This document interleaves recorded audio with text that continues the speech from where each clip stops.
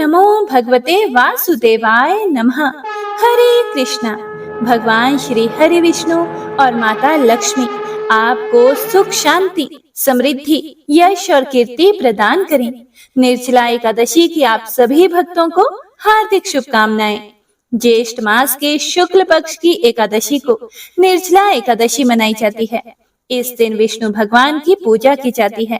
इस दिन व्रत करने से हर तरह के दुख और कष्टों से मुक्ति मिलती है और ऐसी मान्यता है कि जो भी मनुष्य निर्जला एकादशी का व्रत पूरी श्रद्धा से रखता है, उसकी सभी मनोकामनाएं पूर्ण हो जाती हैं।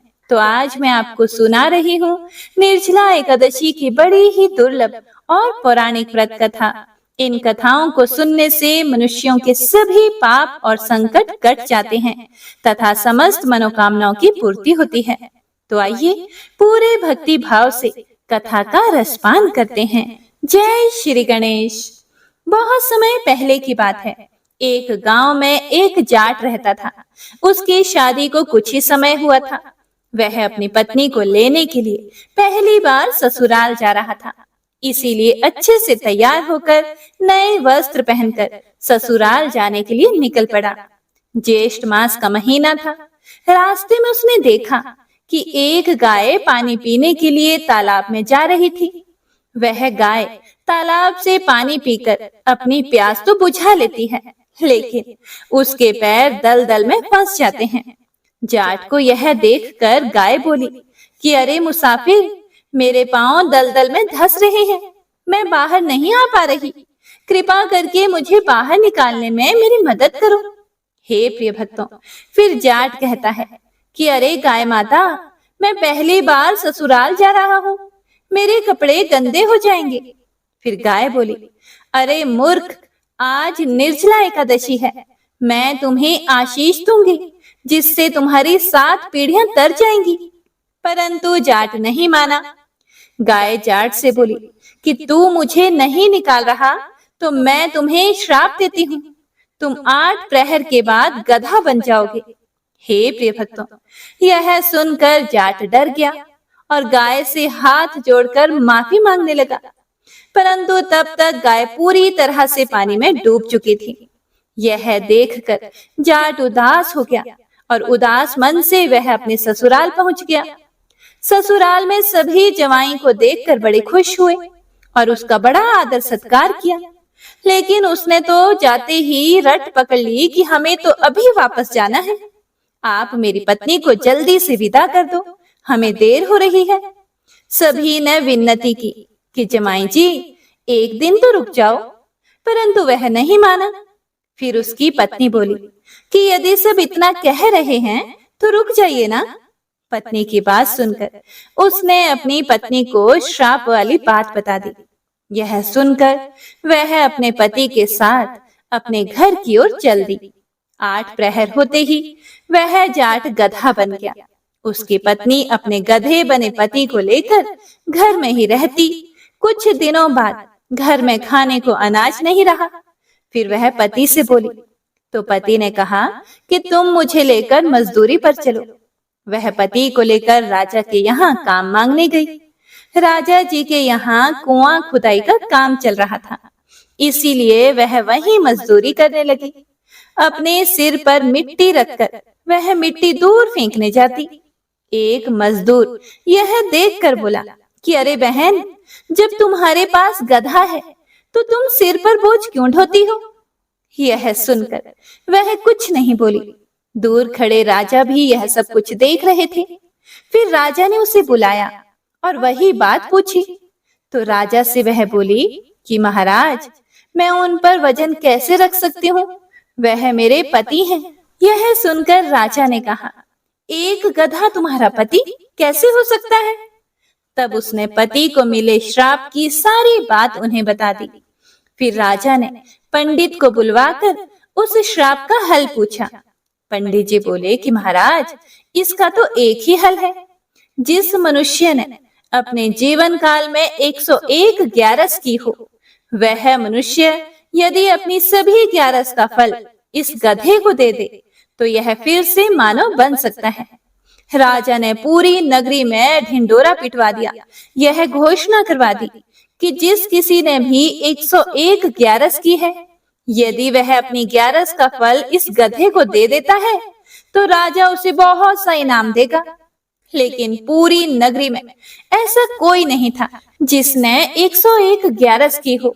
किसी ने 11 की थी, किसी ने 21, तो किसी ने 51 ग्यारसी की थी। तभी एक बुढ़िया माई आई और बोली कि हे महाराज, मैंने पूरी 101 एकादशी का व्रत किया है। तब राजा बोले, यदि तुम अपने सभी ग्यारस का फल इस गधे को दे दो तो मैं तुम्हें मुंह मांगा इनाम दूंगा। फिर बुढ़िया माई ने कहा, हे महाराज, मैं धन लेकर भला क्या करूंगी? मैं आज हूँ कल नहीं। मैं अपनी 100 ग्यारस इसे दे दूंगी, लेकिन निर्जला ग्यारस को मैं अपने पास रहने दूंगी, क्योंकि इसी एक एकादशी से मुझे मोक्ष की प्राप्ति होगी। ऐसा कहकर उस बुढ़िया ने अपनी 100 ग्यारस का फल उस गधे को दे दिया, जिससे वह फिर से मानव बन गया। लेकिन एक ग्यारस के फल की कमी से उसका पूरा शरीर तो मानव को हो गया, पर गधे की पूंछ उसके शरीर से नहीं हटी। तो हे प्रिय भक्तों, इस कथा से हमें यही सीख मिलती है कि किसी जरूरतमंद की मदद अवश्य ही करनी चाहिए। विपत्ति में पड़े जीव या मनुष्य को उसके विपत्ति से बाहर निकालना चाहिए। व्रत करने के साथ साथ धर्म कर्म का कार्य भी अवश्य ही करना चाहिए, जिससे विष्णु लोक की प्राप्ति हो सके और उसे मोक्ष मिल सके। तो सभी भक्तजन एक बार प्रेम से बोलिए, एकादशी माता की जय, बोलिए लक्ष्मी नारायण भगवान की जय। हे ग्यारस माता, जैसे आपने उस बुढ़िया माई पर कृपा की, वैसे सभी पर करना। जिस प्रकार आपने उस जाट को दंडित किया, वैसा दंड किसी को न देना। सबकी एकादशी को पुण्यमयी फलदायी बनाना। जय माता दी। हे प्रिय भक्तों, तो आइए अब सुनते हैं निर्जला एकादशी की पौराणिक व्रत कथा। पौराणिक कथा के अनुसार निर्जला एकादशी व्रत को सर्वप्रथम पांडव पुत्र भीम ने किया था। तो आइए अब सुनते हैं उस कथा को, जिसे स्वयं भगवान विष्णु के अवतार महर्षि वेद व्यास जी ने सुनाया था। इसे श्रवण करने से सभी प्रकार की मनोकामनाएं पूर्ण होती हैं। द्वापर युग की बात है। पांडव पुत्र भीमसेन बहुत ही उदास नजर आ रहे थे, मानो कोई बात उन्हें अंदर ही अंदर कचोट रही थी। उनके मन में चल रही इसी उथल पुथल की उधेड़ बुन से वह बहुत ही दुखी हो रहे थे और कोई बात उनके मन में चुभ रही थी। वैसे तो वह अपने कार्यों में बहुत व्यस्त थे, लेकिन फिर भी उनका मन उनके काम में नहीं लग रहा था। अपनी एक गदा के प्रहार से ही सबको ध्वस्त करने वाले भीमसेन के मन में ऐसी बात थी जिसने उन्हें सोचने के लिए मजबूर कर दिया था। इसी प्रकार सोच विचार करते करते वे मुनि के आश्रम की ओर चल पड़े, जहाँ व्यास मुनि तपस्या कर रहे थे। वहां जाकर चुपचाप व्यास जी के चरणों में जाकर वे बैठ गए। व्यास जी ने उनके सिर पर हाथ रखकर पूछा कि हे पुत्र, तुम इतने उदास क्यों हो?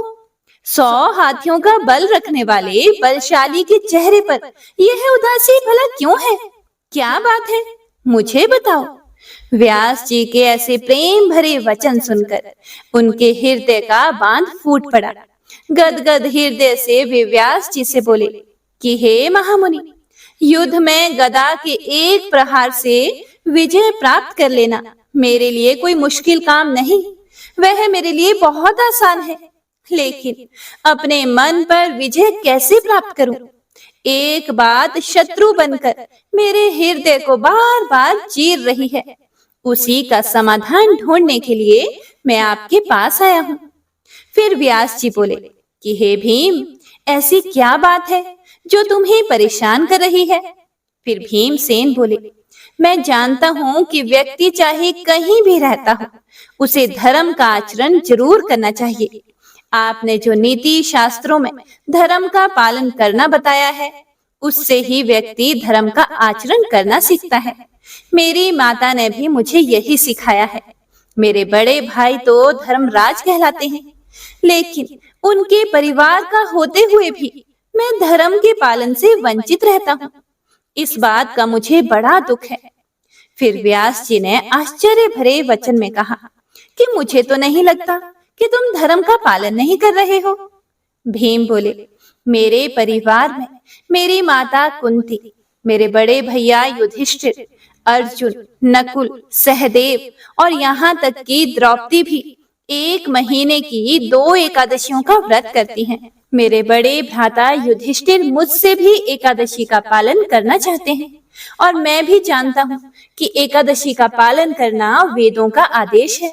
इससे मोक्ष और मुक्ति मिलती है तथा भगवान श्री विष्णु इससे बड़े प्रसन्न होते हैं।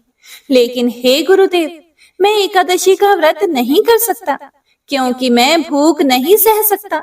मेरे पेट में वक्र नामक अग्नि हर समय जलती रहती है और उसे शांत करने के लिए मुझे भोजन करना ही पड़ता है। महीने की 2 तथा साल की 24 एकादशी का व्रत मैं तो करने की सोच भी नहीं सकता।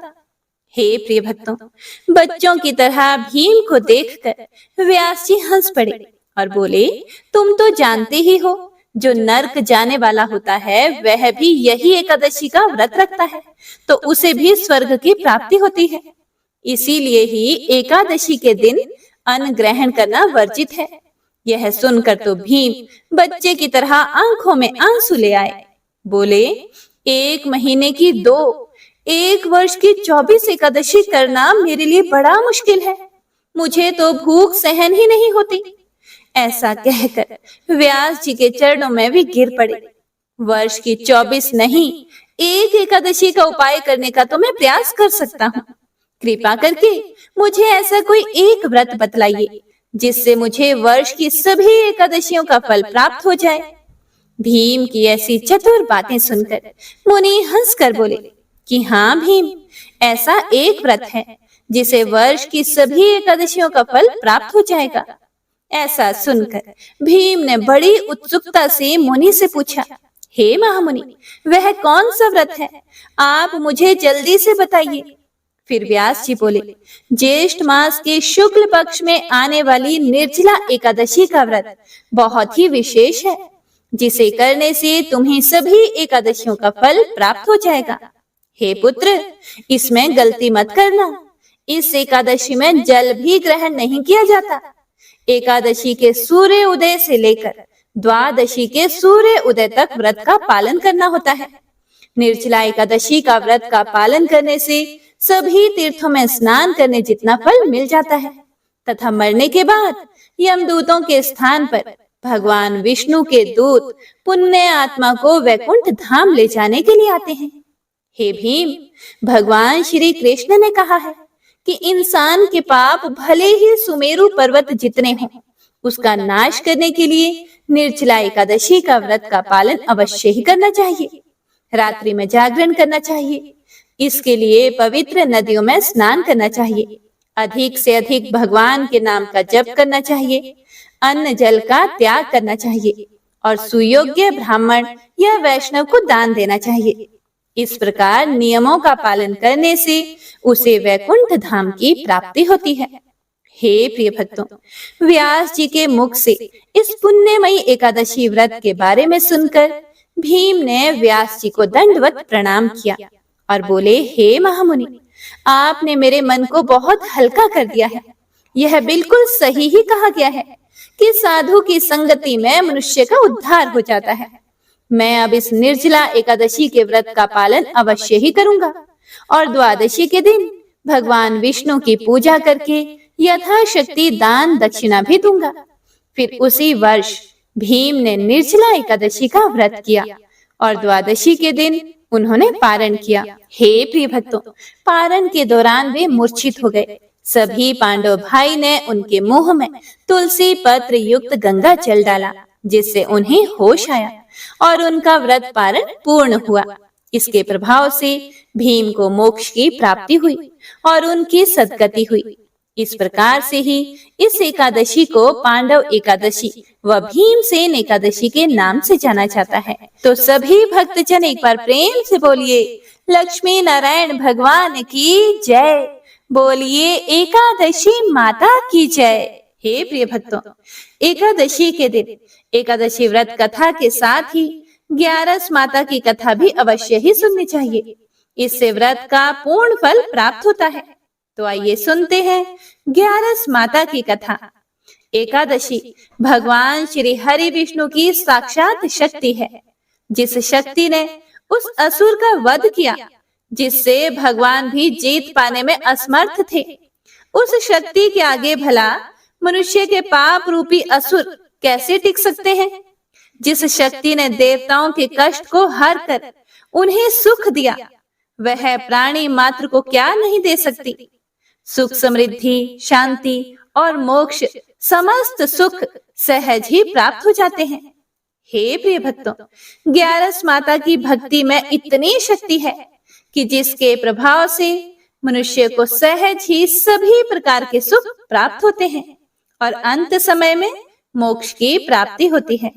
ग्यारस माता की कथा के अनुसार सतयुग में एक महाभयंकर दैत्य हुआ करता था। उस दैत्य का नाम था मूर। उस दैत्य ने इंद्र आदि सभी देवताओं पर विजय प्राप्त करके उन्हें उनके पद से हटा दिया था। तब इंद्र आदि देवताओं ने भगवान शंकर से प्रार्थना की कि हे भोलेनाथ, हम सभी देवता मूर दैत्य के अत्याचारों से दुखी होकर मृत्यु लोक में अपना जीवन व्यतीत कर रहे हैं। राक्षस के भय से हम बहुत दुख और कष्ट भोग रहे हैं। मैं स्वयं बहुत दुखी और भयभीत हूँ। अन्य देवताओं की तो बात ही क्या करें। इसीलिए हे कैलाशपति, कृपया करके आप मूर दैत्य के अत्याचार से बचाने का कोई उपाय बताइए।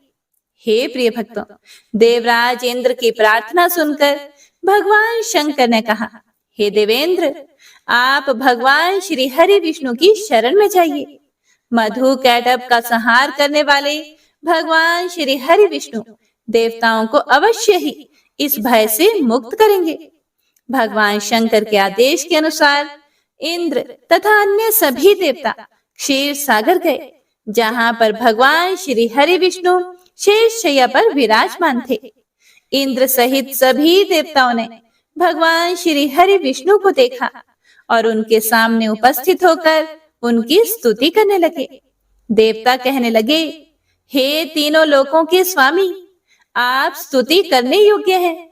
हम सभी देवताओं का आपको कोटि कोटि प्रणाम है। हे दैत्यों के संहारक, हम आपकी शरण में हैं। आप हमारी रक्षा करें। हे त्रिलोकपति, हम सभी देवता दैत्यों के अत्याचार से भयभीत होकर आपकी शरण में आए हैं। इस समय दैत्यों ने हमें स्वर्ग से निकाल दिया है और हम सभी देवता बड़ी ही दयनीय स्थिति में मृत्यु लोक में घूम रहे हैं। अब आप ही हमारे रक्षक हैं, हमारी रक्षा करें। हे जगन्नाथ, आप हमारी रक्षा करें। देवताओं की करुण पुकार सुनकर भगवान श्री हरि विष्णु बोले, हे देवगणों, वह कौन सा दैत्य है जिसने देवताओं को जीत लिया है? आप सभी देवगण किसके भय से पृथ्वी लोक में भटक रहे हैं? क्या वह दैत्य इतना बलवान है जिसने इंद्र सहित सभी देवताओं को जीत लिया है? तुम निर्भय होकर मुझे सब हाल बताओ। भगवान श्री हरि विष्णु के इन स्नेहमयी वचनों को सुनकर देवेंद्र ने कहा, हे प्रभु, प्राचीन काल में ब्रह्म वंश में उत्पन्न हुआ नाड़ी जंगम नाम का एक असुर था, जिसका मूर नामक एक पुत्र है, जो चंद्रवती नामक नगरी में निवास करता है, जिसने अपने बल से मृत्यु लोक और देवलोक को जीत लिया है और सभी देवताओं को देवलोक से निकालकर अपने दैत्य कुल के असुरों को इंद्र, अग्नि, यम, वरुण और चंद्रमा आदि सभी को लोकपाल बना दिया है। वह स्वयं सूर्य बनकर पृथ्वी को तापता है और स्वयं मेघ बनकर जल की वर्षा करता है।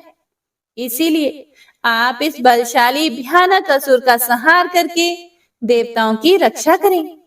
देवेंद्र के मुख से ऐसे वचन सुनकर भगवान श्री हरि विष्णु बोले, हे देवताओं, मैं आपके शत्रु का शीघ्र ही संहार करूंगा।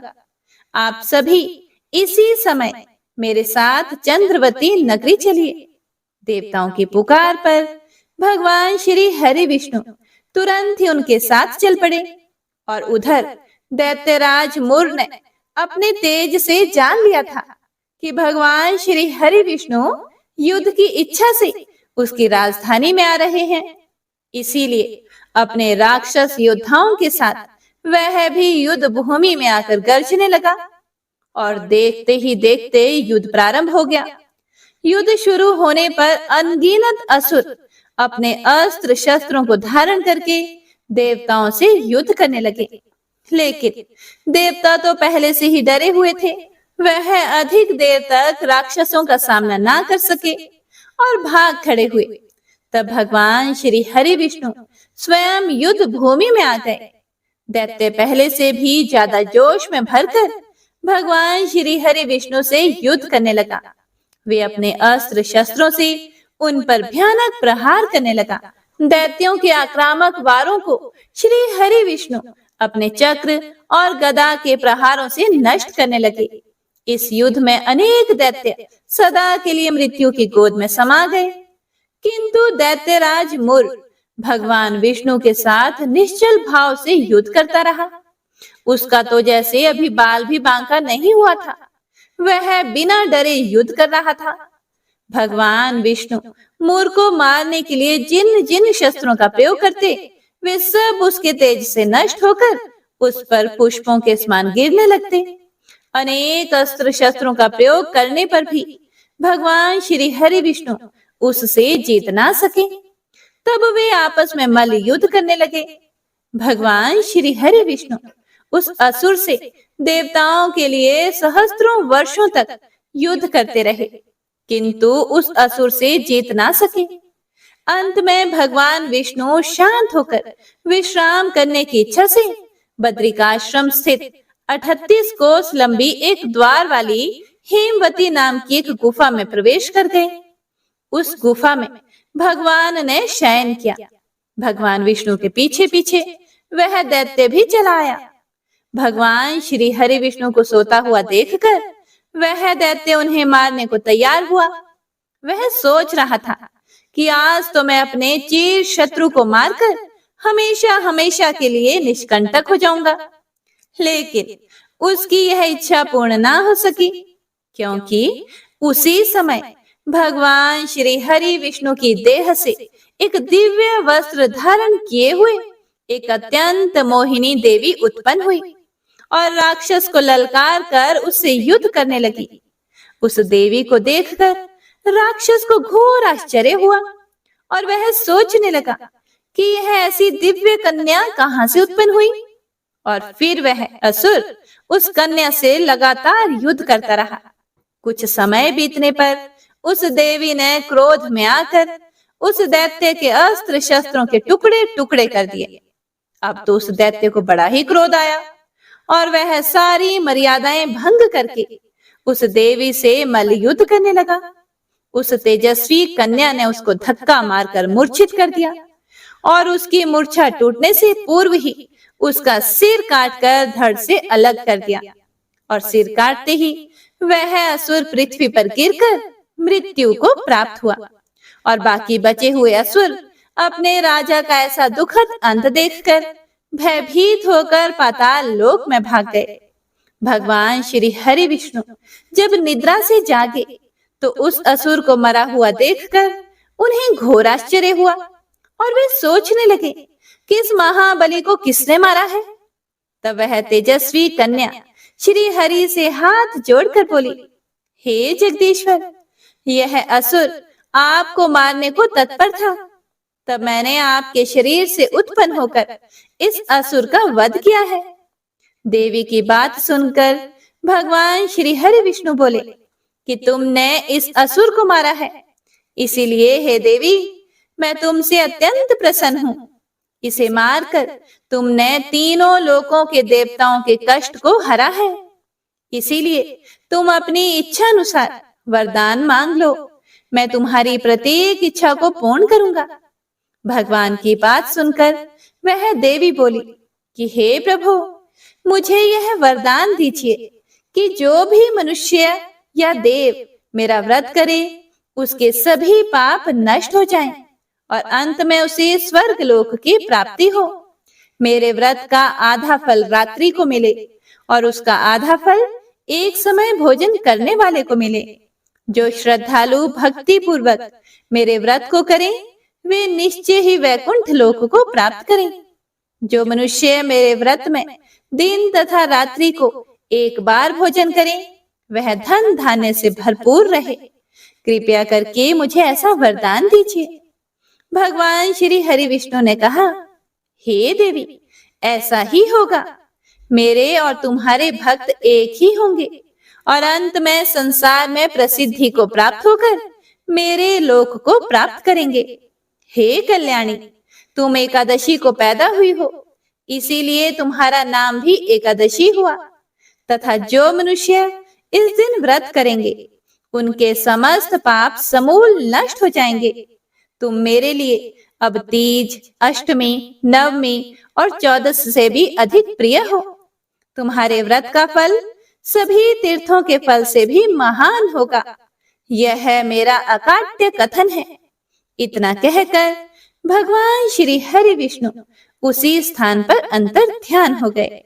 तो सभी प्रेम से बोलिए, एकादशी माता और विष्णु भगवान की जय। ओम जय एकादशी, जय एकादशी, जय एकादशी माता।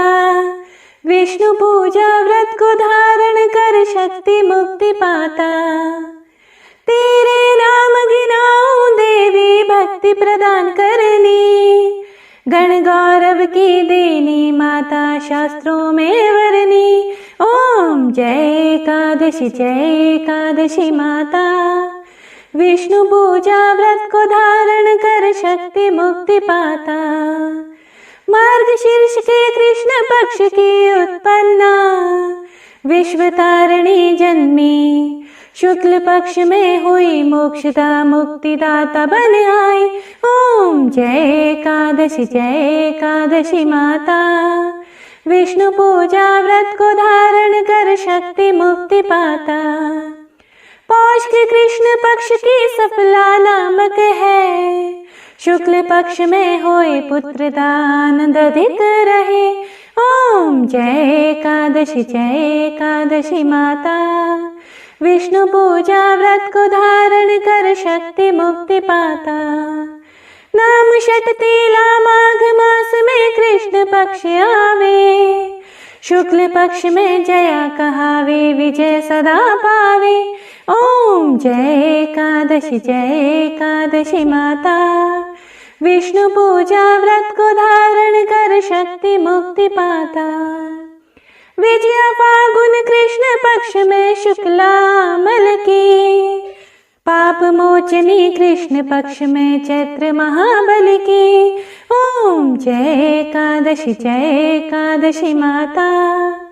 विष्णु पूजा व्रत को धारण कर शक्ति मुक्ति पाता। चैत्र शुक्ल में नाम कामदा, धन देने वाली। नाम बरूथिनी कृष्ण पक्ष में वैशाख माह वाली। ओम जय एकादशी, जय एकादशी माता। विष्णु पूजा व्रत को धारण कर शक्ति मुक्ति पाता। शुक्ल पक्ष में हुए मोहिनी, अपरा ज्येष्ठ कृष्ण पक्षी। नाम निर्जला सब सुख करनी, शुक्ल पक्ष रखी। ओम जय एकादशी, जय एकादशी माता। विष्णु पूजा व्रत को धारण कर शक्ति मुक्ति पाता। योगिनी नाम आषाढ़ माह में जानो कृष्ण पक्ष करनी।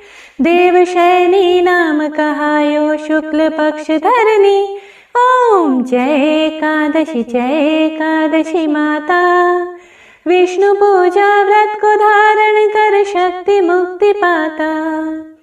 कामिक श्रवण मास में आवे कृष्ण पक्ष कहिए।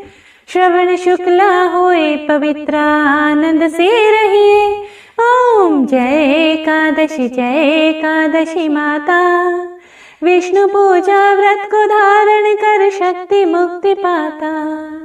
अजा भाद्रपद कृष्ण पक्ष की परिवर्तनी शुक्ला। इंद्राश्विन कृष्ण पक्ष में व्रत से भव सागर निकला। ओम ओम जय एकादशी माता। विष्णु पूजा व्रत को धारण कर शक्ति मुक्ति पाता। पापांकुशा है शुक्ल पक्ष में आप हरनहारी। रमा मास कार्तिक में आवे सुखदायक भारी। ओम जय एकादशी माता। विष्णु पूजा व्रत को धारण कर शक्ति मुक्ति पाता। देवोत्थानी शुक्ल पक्ष के दुख नाशक मैया। पावन मास में करूं विन्नति पार करो नैया। ओम जय एकादशी माता। विष्णु पूजा व्रत को धारण कर शक्ति मुक्ति पाता। परमा कृष्ण पक्ष में होती जन मंगल करनी। शुक्ल पास में होए पद्मिनी दुख दारिद्र हरनी। ओम जय एकादशी माता। विष्णु पूजा व्रत को धारण कर शक्ति मुक्ति पाता। जो कोई आरती एकादशी की भक्ति सहित गावे। जन गुरुदिता स्वर्ग का वासा निश्चय ही पावे। ओम जय एकादशी माता। विष्णु पूजा व्रत को धारण कर शक्ति मुक्ति पाता। शक्ति मुक्ति पाता। शक्ति मुक्ति पाता।